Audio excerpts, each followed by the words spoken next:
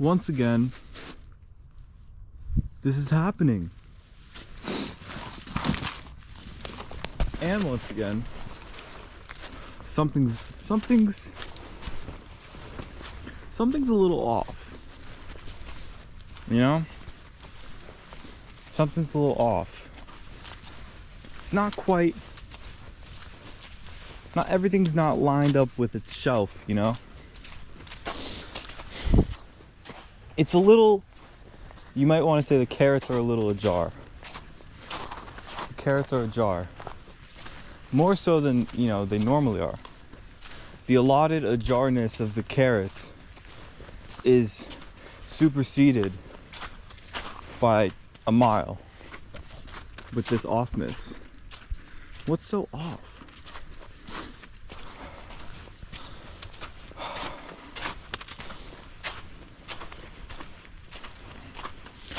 And it's like, it's so off that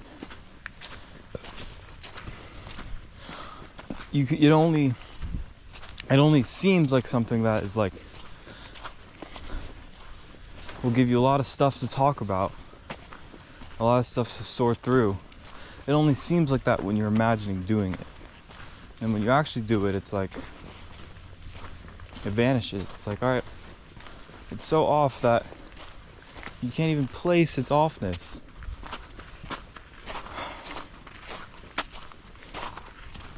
Something's off.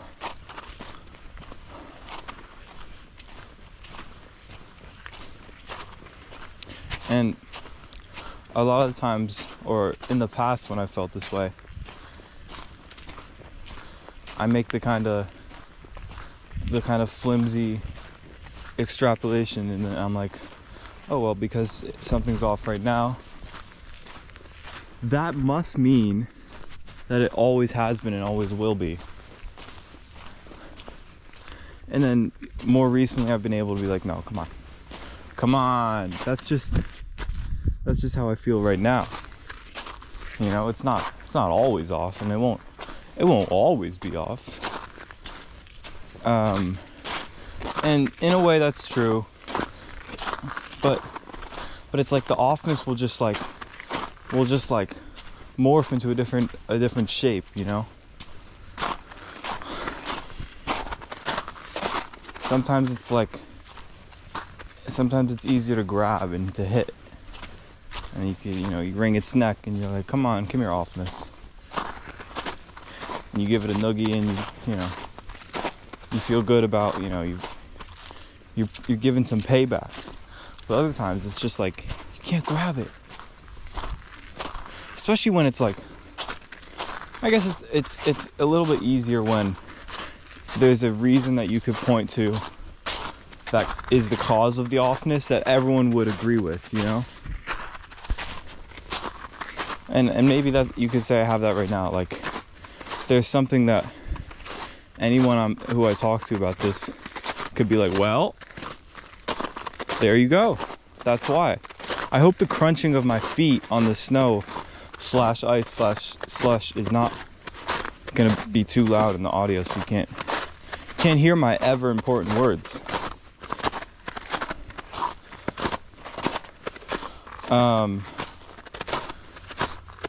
Yeah, it's like, I don't even know.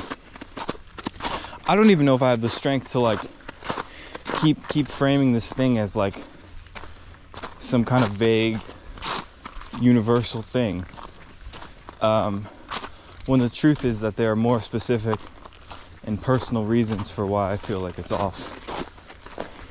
But I avoid just going right into those and not transcribing them a little bit, because I don't want this to be just a diary that isn't relatable, like it only relates to me, you know?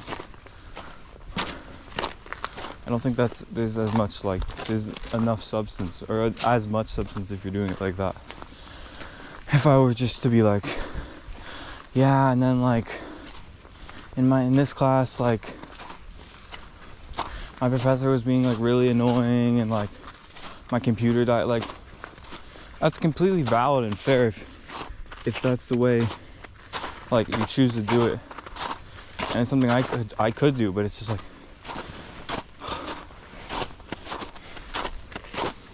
then you don't get the ego boost of feeling like this is art, you know? It's harder to convince yourself to pretend that this is art if you just speak directly from your own experience. We have to at least pretend like this is art, you know? Because if we're not doing that, then it's like, what's the point? If I'm not getting that rush of like pseudo productivity from making quote unquote art, then like, then why am I even doing this, you know? Why am I not just laying down? What's different between doing this and going into my bed and laying down? Why is this something that I feel like is better? Not just now, but like in all my mindsets, states.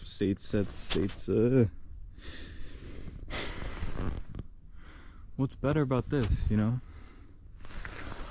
Oh man, dude.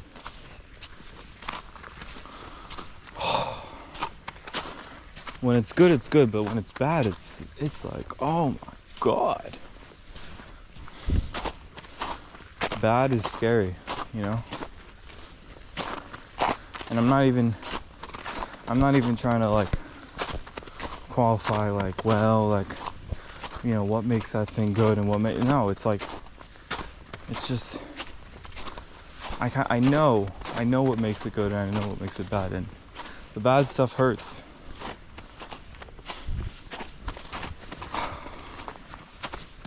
And now I'm like, at this very moment, like suffering the consequence of not listening to like the kind of internal warnings I had before doing this, of like, this is not going to be as smooth and flowy and fulfilling as it seemed it would be like yesterday or this morning. It's like I knew that, you know, but I still was like, come on. I disregarded that because I was like, you know, it's fine. It's fine, let's just do it anyway. Just do it anyway. But it's like, but what if that's not the right thing? You know? I live, and we all live like petrified of not doing the right thing. It's like, if you're not doing the right thing, then that's, maybe, I don't know, maybe some people are able to like kind of beat this way of thinking and get over it easier than me. I'm like, I can't, you know? It's like, I need to know that like each move was like the correct one. What was the right thing, which is like, and I know so completely that doesn't exist, but it's still like, you know?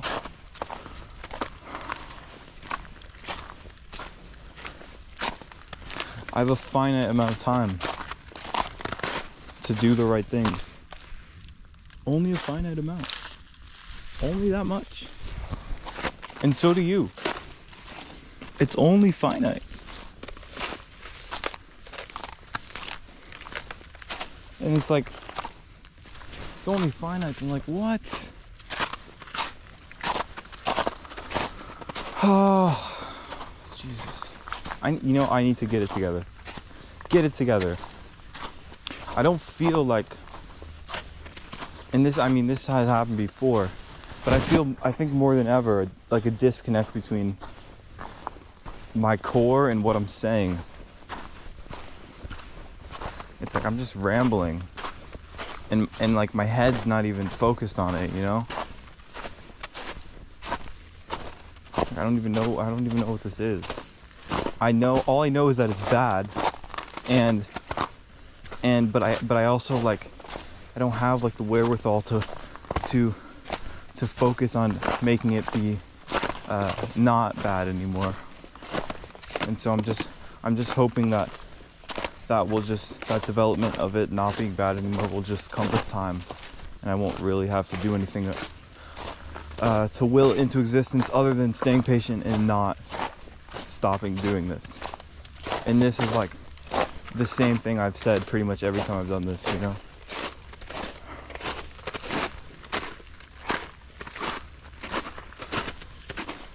But it's like if I were to stop doing this, like it's like there's no difference. You know? And it's like, sure, like I've had the experience of like whatever, pushing through the resistance and finding some at least slightly larger reason why this is like a meaningful thing to do. And it feels, you know, it feels great, but it's like that fulfillment and that reward, that sensation is like, it's so temporary and fleeting. And it's like, you know, by an hour later, you're just like, you're kind of inevitably doing something mundane again.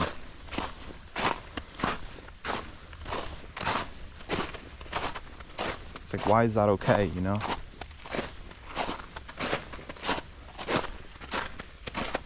Why does the pleasure and the suffering have to be so intrinsically linked to each other? Like, why can't they have a little breathing room, you know? 6 feet. Pleasure and suffering are not social distancing. They're not. And I know it's like, you know, that's a old regulation now. Who cares, right?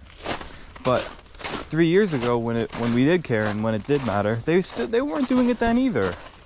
You know, they didn't face any legal charges. They're all up on each other. They're all over each other. They're laying on each other.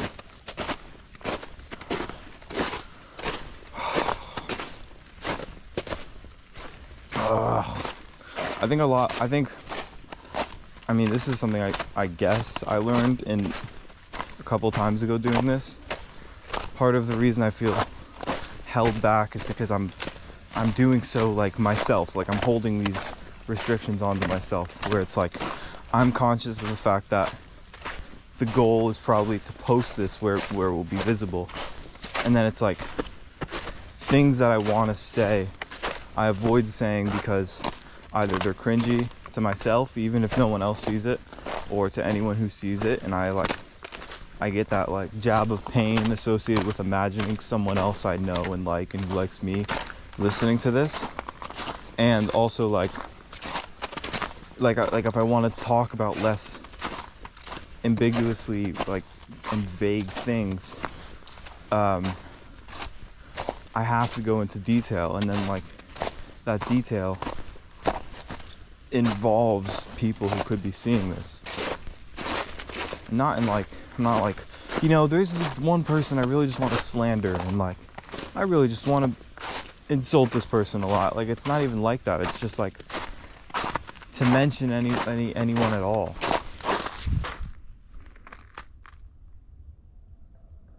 It really isn't like, it doesn't have to do with like, you know, people or like one person or a set of people or even a small group. In particular, it's just like, it's just people as like an interface that like I relate to, and an interface that relates to me, in the way that like my view of our relationship, of my relationship just to other people in general, is like there's deer. Changes a lot, and it's like, I think at the moment it's less than positive. Like I'm like less than satisfied, and like largely confused about how that works, or like how to navigate it. That is like, that being just relationships with people. It's like, it doesn't make sense, because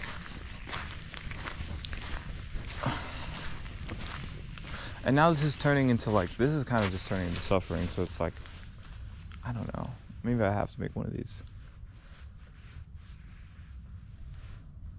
I don't know what it is.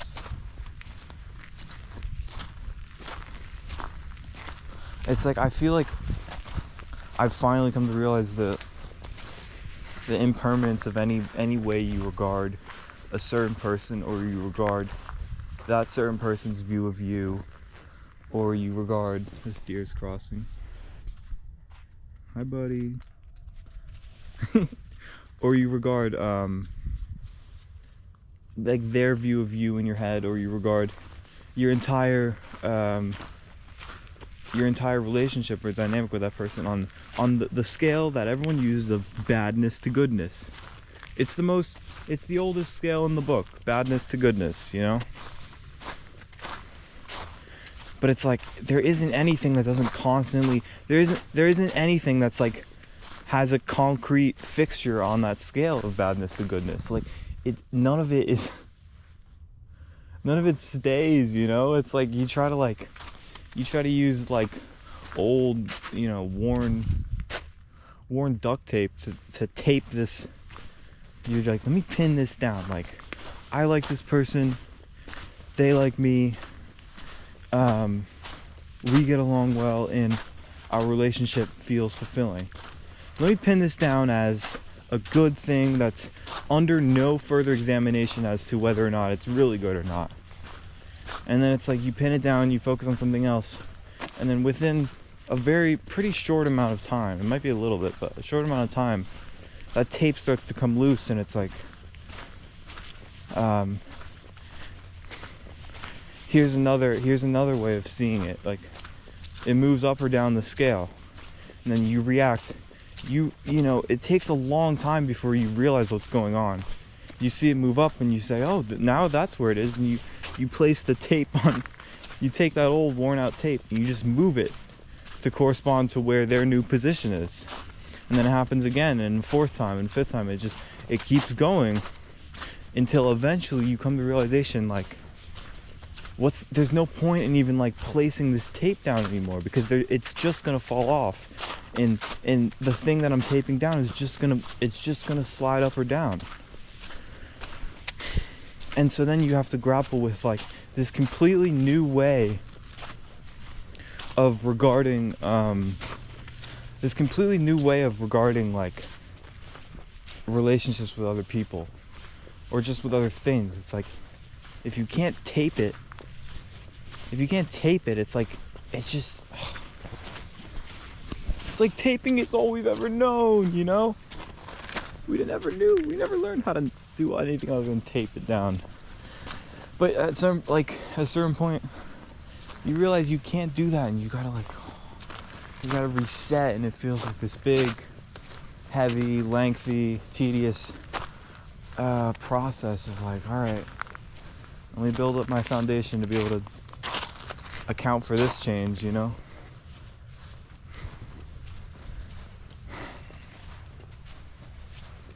And this does not just apply for your relationship with other people, or it's like everything, you know? Your relationship with thoughts and ideologies and like physical material things, or at least mine. I'm saying this like as if it's a universal experience, and part of that is because I guess I kind of do believe in the idea that a lot of this is just like, you know, human nature bullshit, and everyone at some point or the other, to some extent or another, like feels a certain variation of this, or not, and they're lucky. But that's an assumption that's like I don't really know enough about, and I haven't been able to like communicate this with enough people and gotten confirmation that they're experiencing the same thing. I haven't been able to do that enough to like really claim that like at some point you'll feel this too. Like, I don't know, maybe you won't. That's another way of my attempt to like diffuse this from being just like a personal journal entry, you know? But it's really easy to just read between the lines and like see through all me trying to put it in the format of something universal, and it's like it's obvious. It's like I'm talking about what I'm experiencing, because that's all I can speak for.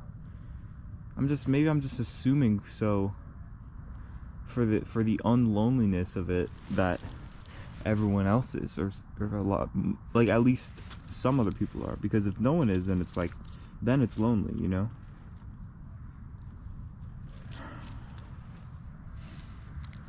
Oh,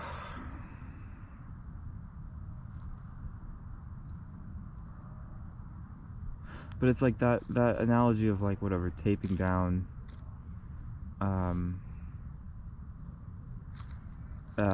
you know, trying to tape down your relationship with another person on a certain location on the scale of good to bad, and the way that always proves to be faulty and doesn't work and the tape doesn't stay. It's like that's like the same exact thing with how, like, your mood, in the way that your subsequent feeling about everything, you know. And I guess you could just transcribe the scale to be like the nothingness to everythingness scale, you know? And then the thing that you're taping down is just like all of it, you know? You include your personal life and relationships and things going on, but you might also include the illusion that there are like things outside of that, you know. Like you might include like if you have a heightened sense of like the wretchedness of the way humans act and have acted for all of history, then you might use that as a factor of determining where you put like all of everything on the goodness to badness scale, or the nothingness to everythingness scale. Or at least for me, that's what I do. It's not just like, how satisfied am I, and then, you know, let me just use that to inform. Trailing off.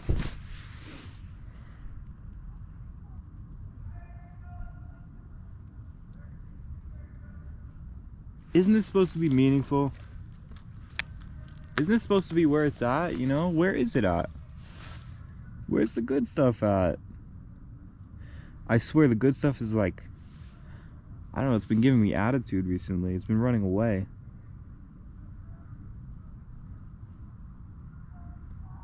I have no idea why. I think I'm gonna have a talk. I'm gonna have a little chit chat with the good stuff. Why you been running from me? Come on, come on. And it's like I don't even feel like doing the walking part anymore. I should though, and I will.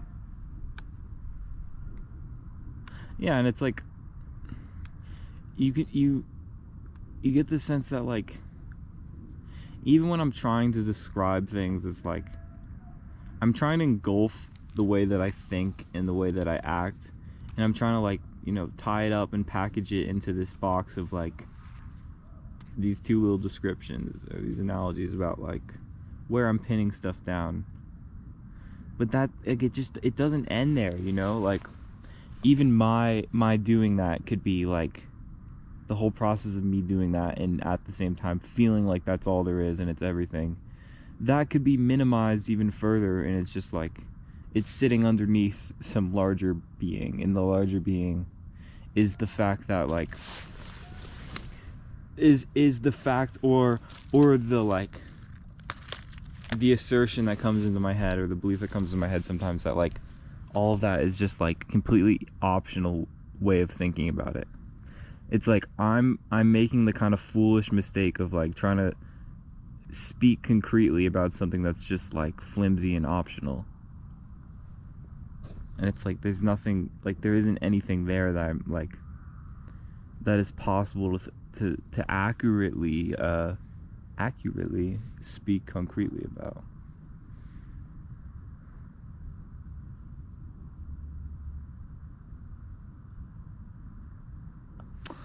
Oh my god, man. And then like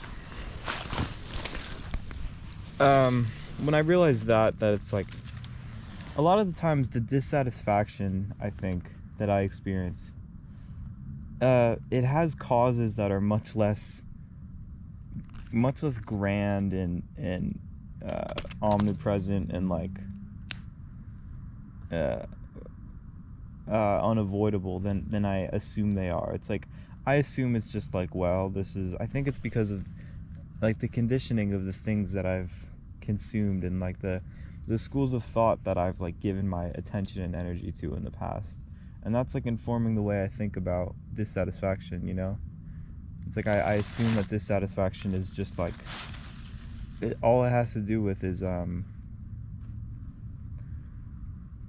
it's like something you can't help, or like it's like I can't even, I don't know.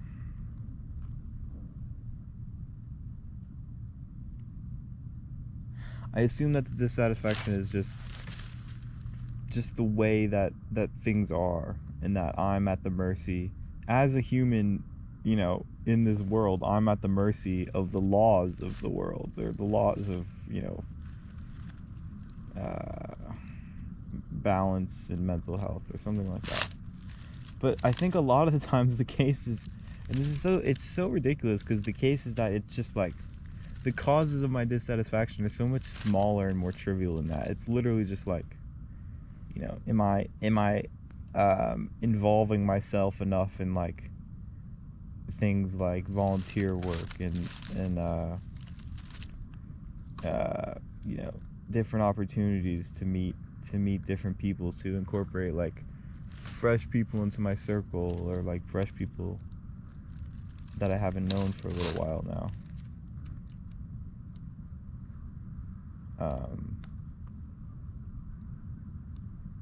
And I think part of the reason I avoid like acknowledging that as a reality, even though I'm finally doing it here, is that that's just like, then it's like the responsibility is fully on me. That's one thing. And then like there's just like kind of there isn't a limit to the amount of pressure that is on me, or like not that it's unlimited, but it's just like it's 100% of the pressure is like has to do with the way I'm playing it, and not just like some other factors of whatever human nature that I'm not responsible for, and I'm just like inherently at the mercy of. But I really do think sometimes it's just like I need to just do that stuff. And another reason why I'm like reluctant to acknowledge that approach to the problem is because then you don't get that kind of like that selfish thrill of like, I can twist this into some, you know, I can twist this into some like poetry, or like I can twist this into something I talk about, and I can make it sound super vague and like only hint at what I mean, but there is something that I mean, and then I get like, you know, you feel like you're doing something cool when if you just admitted that a lot of the times it doesn't even have to do with any of those grander things, and it's just like you need to be exercising more, you need to be sleeping more, or whatever, sleeping or going to bed earlier. That's just not as fun, you know? But it doesn't matter if it's not as fun if it's the case, and I think it is. Look at this chain.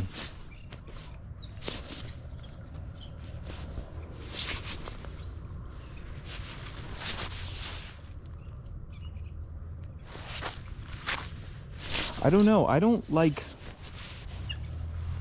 This is another case of like, kind of before making a decision, knowing that it probably isn't the best decision, but like operating on that inertia of like, well, I've already put so much thought towards doing it that I'm not gonna allow that friction of knowing it's probably not right.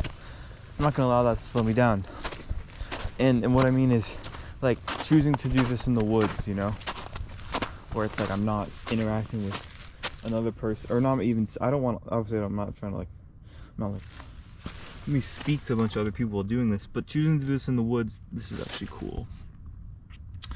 where I'm not seeing anyone else and I'm not seeing any evidence of like there's no people going by, and like you would think that's kind of like, oh, that's the peaceful way, you know? Like that's the good way to do it. I love spots like that, and I do for other things, but when I'm doing this, it's like there's nothing to alleviate the sense of like discomfort with like myself and what I'm saying. And that's not to be like I'm crawling in my skin, like it's not like that. It's just like I have I think a natural and healthy tendency to like critique the things I'm saying as they're being said, you know? And that's just like this like constant, like it's not tremendously painful, but it's like it's persistent, you know, because as long as I'm going to be talking, it's going to be happening. So it's like you gotta constantly be fighting that off, and there's like less to distract you when you're doing in a setting like this.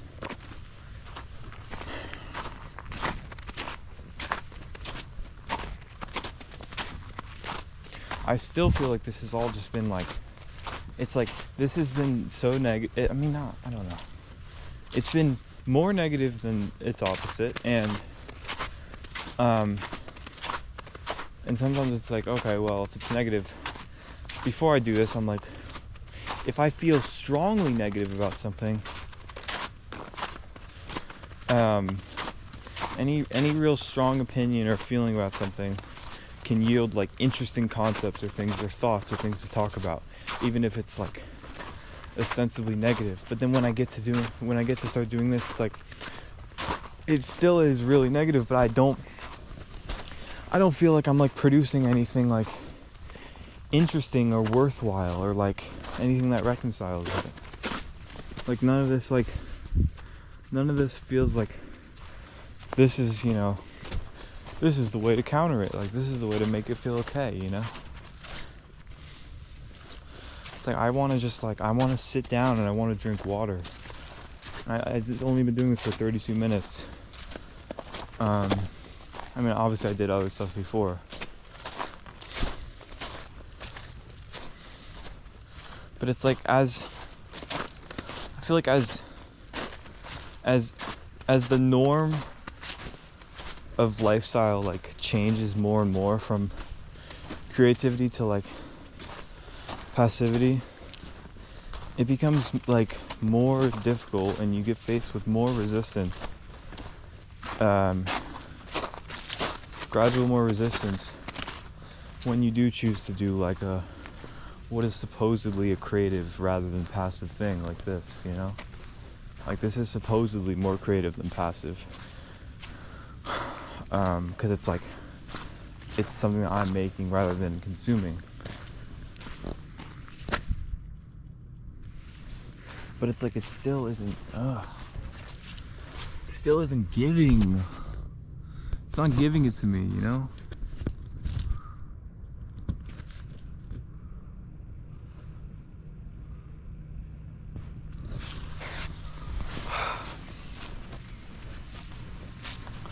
Part of me is just like, I know what I need to do, and I think it's like, I need to just like, while out and just like, I'm still too restricted in the things I'm saying, you know?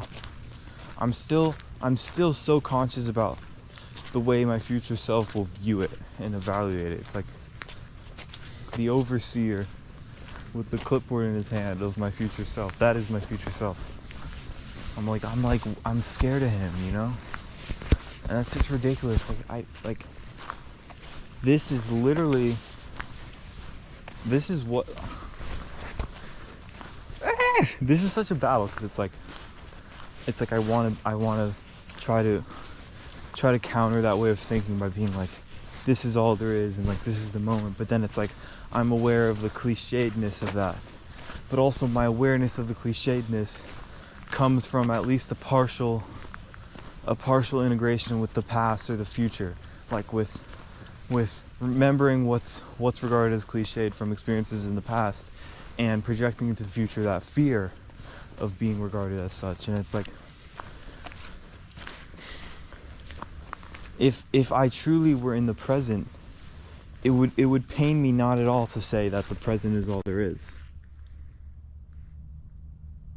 It would pain me not at all, and it would just feel like, yes, like that's the case, you know?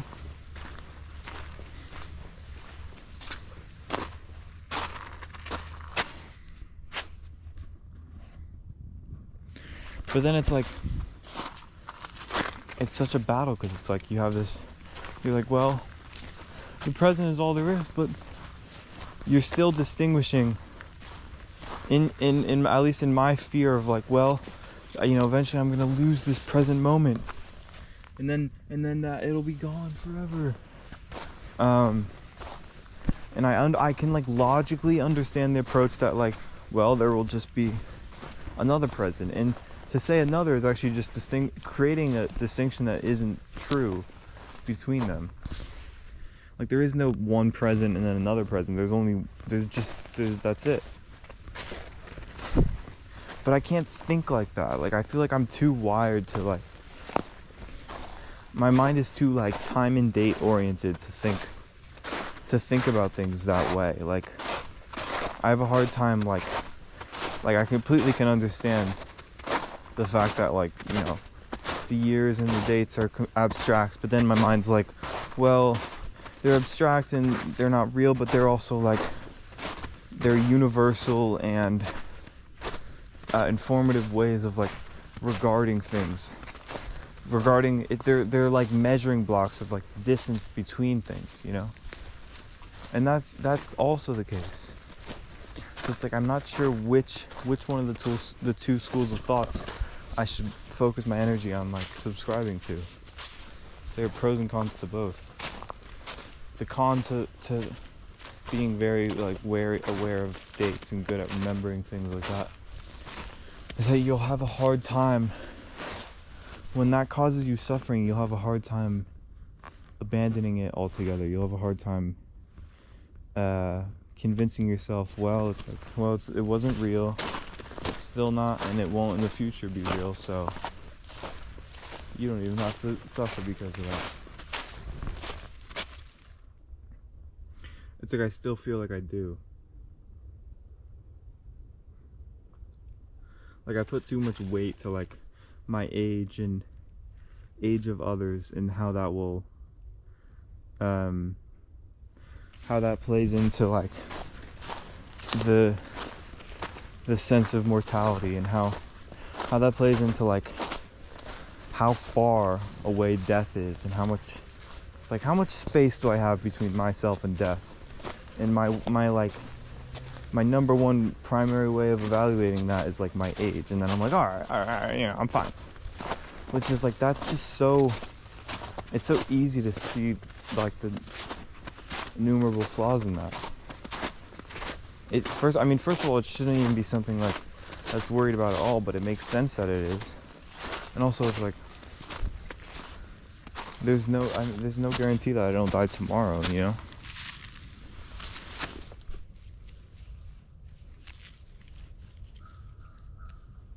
Hopefully I don't.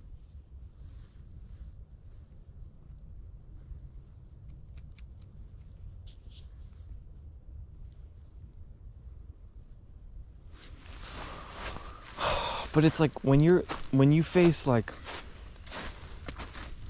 constant pushback without any real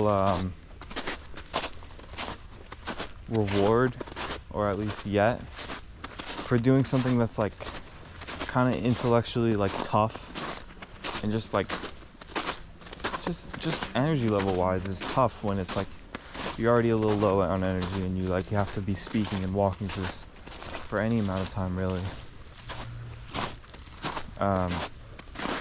It's hard to keep faith in these types of things. It's like it's hard to keep faith in like the meaning of these types of things. Like I know that we shouldn't just evaluate things based on what's easiest or not, you know? But at the same time, it's like, wouldn't it be easier to just not do this and like do something that's either beneficial for my sense of whatever relaxedness and well-being, and like calms my nerves and whatever anxiousness a little bit, or to do something that's like concretely productive, like as in like a school or like a job thing, you know. That's one of those things where it's like you don't have to like go as many miles to find a justification for. But it's like, is this maybe the struggle that feels inherent to this is like, it's only because it's a good thing, you know? Like there's that magic of you have to work extremely hard for something that's like worth having. I know it's like a romantic kind of way of thinking about it, but it does sometimes feel like the case.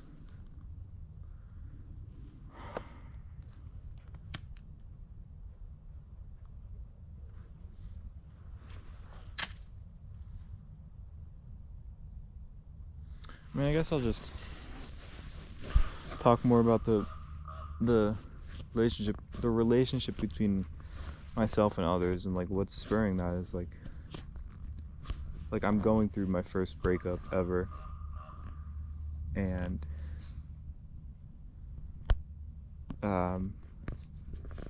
dealing with the confusion of realizing pretty completely that like any way I try to look at it isn't really all there is, you know? Like the approach of it had to happen, you know, I'm better off is like, there are clear objections and flaws to that. And also the approach of like, you know, bashing myself of like, what the hell did you do that for?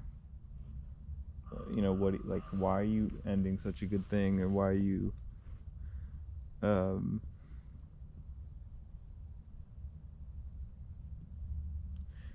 like throwing yourself in a ditch by like doing such a thing like that? And it's like, and that would prompt feelings of regret and remorse, and it's like, but there are objections and flaws to that too, you know?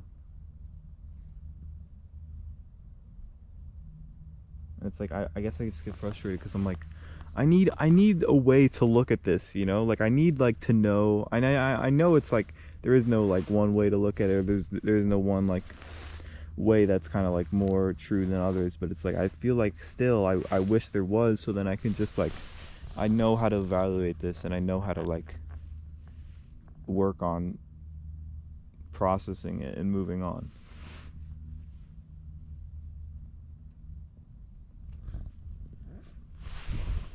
Because sometimes I feel like, or just since this has happened, sometimes I felt like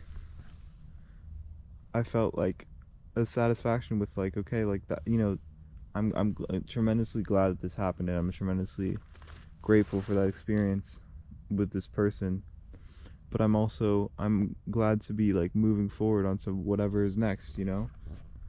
And then I'll feel okay, and I don't feel like any kind of like hollow guilt or sadness because of it. And then like within hours it's like I just feel like crying, you know?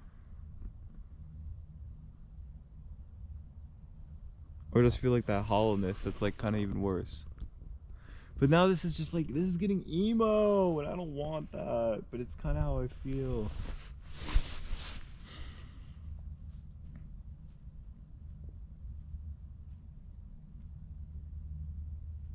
It just like doesn't feel like there's a good way to do this.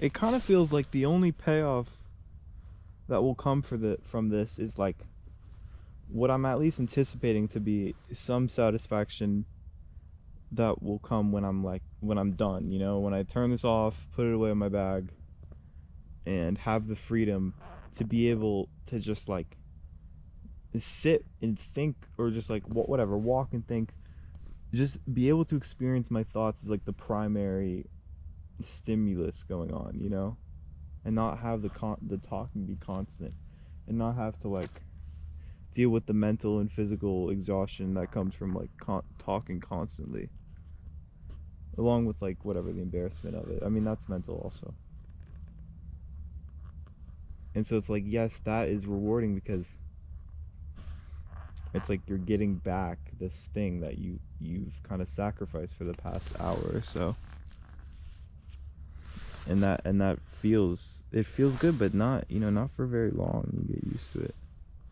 And then it's like, Rawr!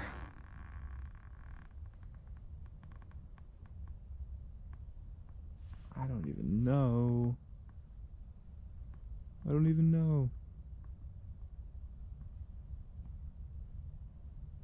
I need a guiding light. I need an what is it? Omnipotent. I need an omnipotent being to help me figure out what to do. Or maybe two of them.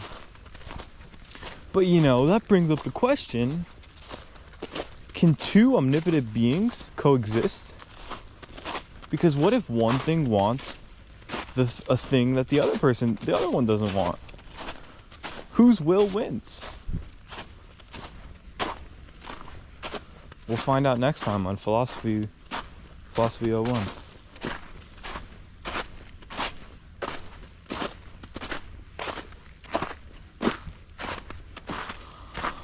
Oh boy.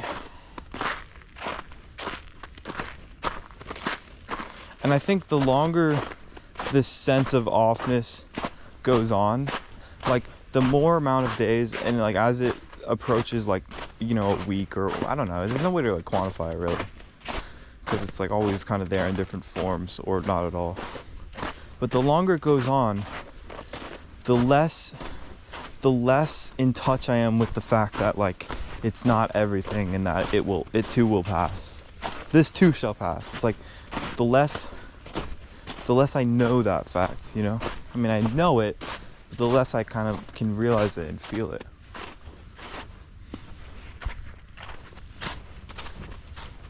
Which is sad.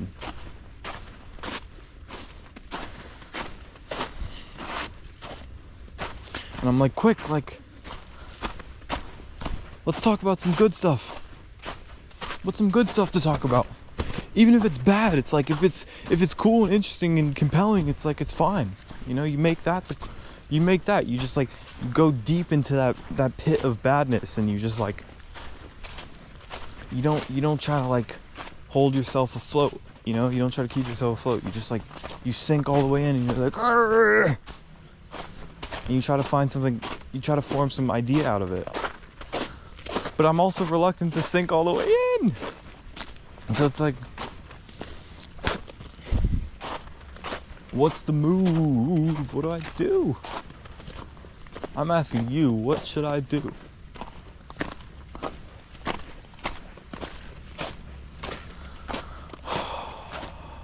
I'm all the way out here now.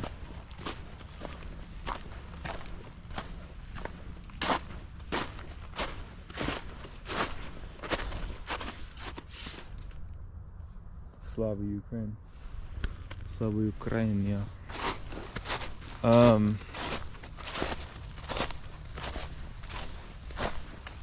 Okay, I mean, Bishop beside, okay, I mean, I thought it was an interesting position, okay, I do not know, I mean, I thought my opponent has fairly okay chances, okay, I saw some knight b2 ideas, I thought, okay, I mean, maybe some chances for me to push, but, I mean, I think I realized after this king g8, okay, I think I should be better now. I think the way to do it is just like be that guy, you know? I should just be that guy. Just be that guy forever and just pretend that I'm him. Introduce myself as him. And just get really, really good at that voice. With hopes that will like shield me from any of the pain that I experience from like my own identity. Knowing that like no matter what identity you are, it's like there's gonna be pain. Let's just forget about that, you know? Oh,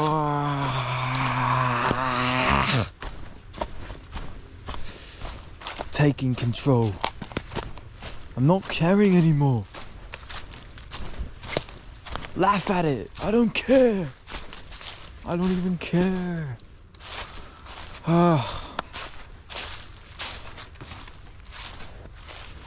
It's like I just want to experience all the good stuff, you know?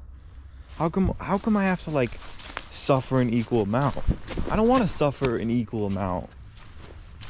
Isn't there some cheat? Haven't some hackers come up with some mod or some like cheat in order to like have greater access, greater and easier and more frequent and efficient access to the good stuff without having to put in that like what was once seen as just inevitable work of suffering through the bad stuff in equal proportions? I don't want to. Why must the ratio be 1-to-1? I don't even know that it is, but it kind of does feel like that. Oh, I think this is better being, I think what it is, I don't like being in like those, I don't like when the space above my head is like closed off, which is so ridiculous because it's like, if you're ever in a building, that's the case. When I'm outside and there's these giant figures of wood towering over me, it's like, Jesus Christ, relax, you know? I'm intimidated. I'm only 5'9" and 5'10" on a good day, you know? We get that you're taller. Come on.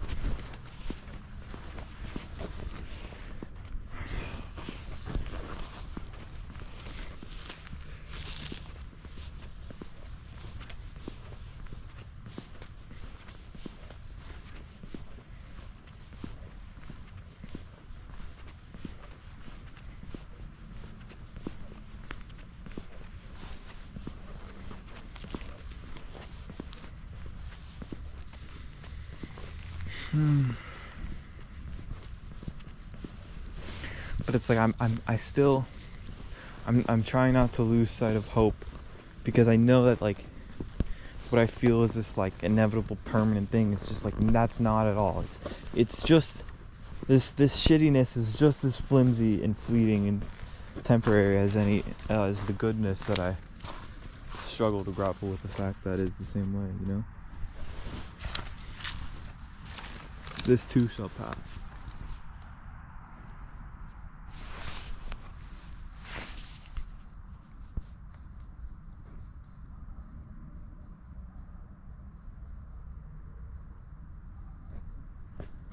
Suffering in the name of art.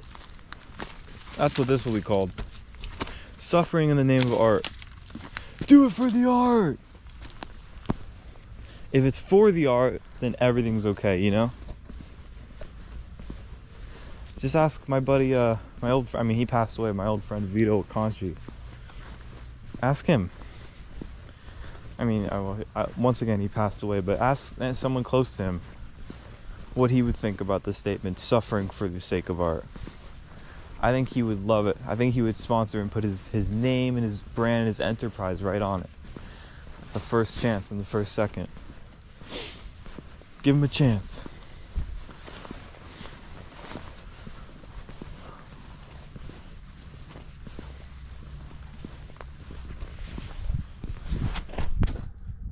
Another thing too is like, it's so strange when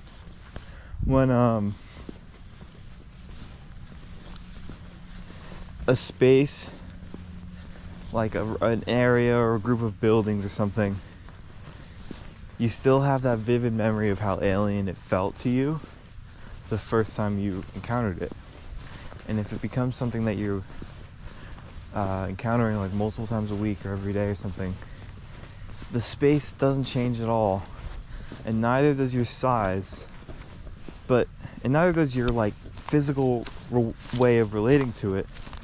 But what does change is like the way you regard it changes.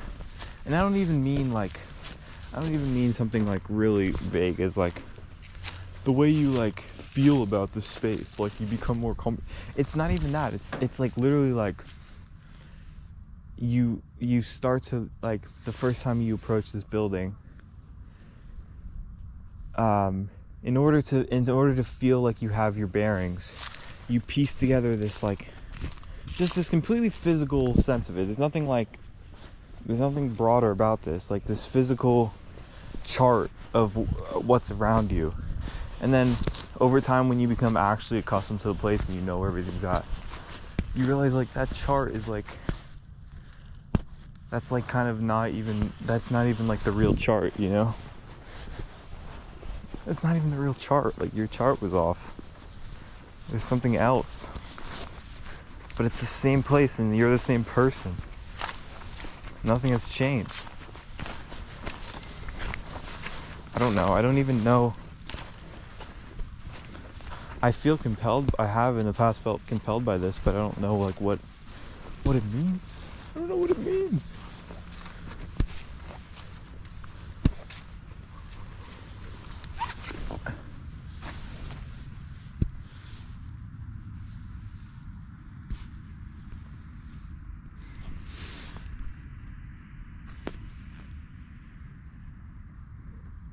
You know, the sun still lives on though.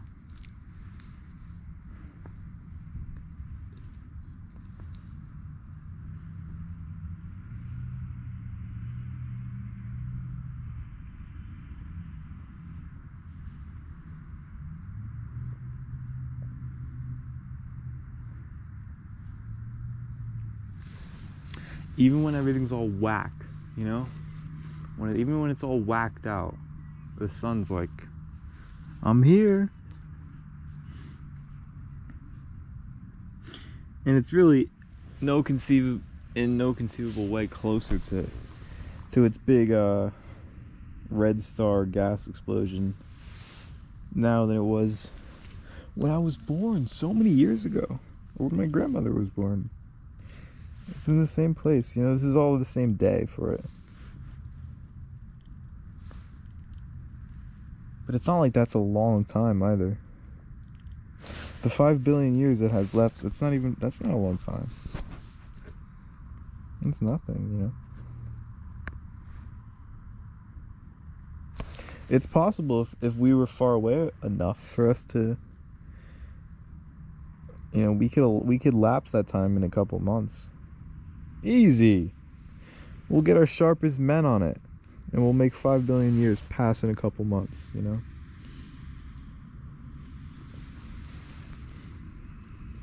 They're working restlessly day and night.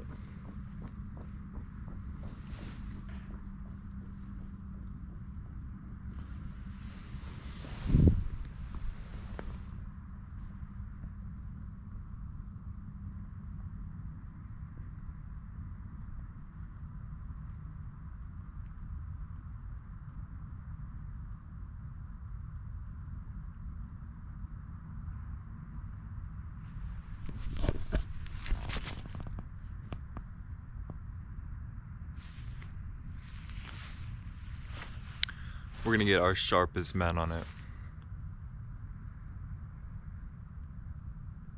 5 billion years. 5 billion years. Just like that. Just like that.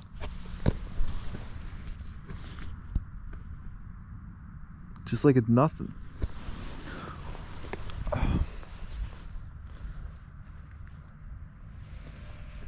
How many years have my years been? If you convert years to years. How many years is a year to a year?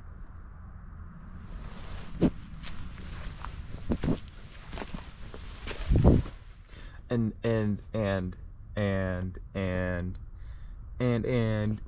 next year, how many years will have it been since this year, next year? And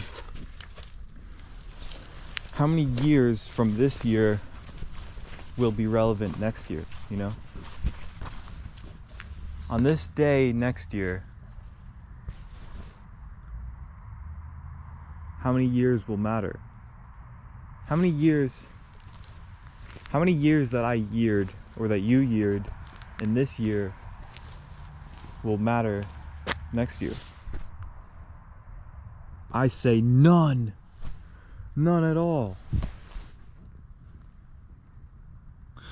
But maybe, I don't know, maybe a couple years that you yeared this year.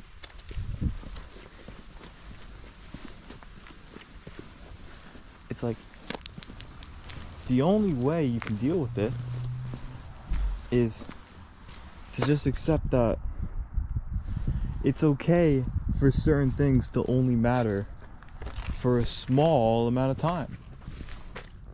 Because they can never matter for the big time. The big time is forever. They can't always, you know?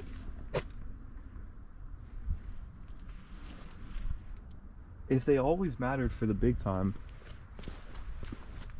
then we'd feel this like, okay, imagine like a pebble, right? Now, imagine on the second day you get 2. And furthermore, on the third day you get 4 pebbles. On the fourth day you get 8, and then 16, and 32, and 64, and so on. Imagine that keeps going for 1 year. And imagine the pebbles you have on, or that you receive on day 365. That's the weight of those pebbles. That's how heavy, you know, I don't even remember what I was trying to say. But that, it doesn't matter. It doesn't matter.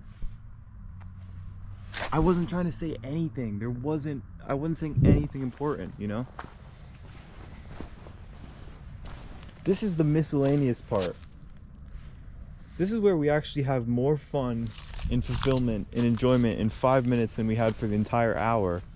Because we just talk about nothing. But the difference is that we don't pretend that it's not nothing, you know? We're perfectly fine and accepting and comfortable with it being nothing. We're not suffering from that weight of fighting against that constantly, you know? That's the only way to make it a problem. Is when you're like, no, it's something. It's fine. It's fine.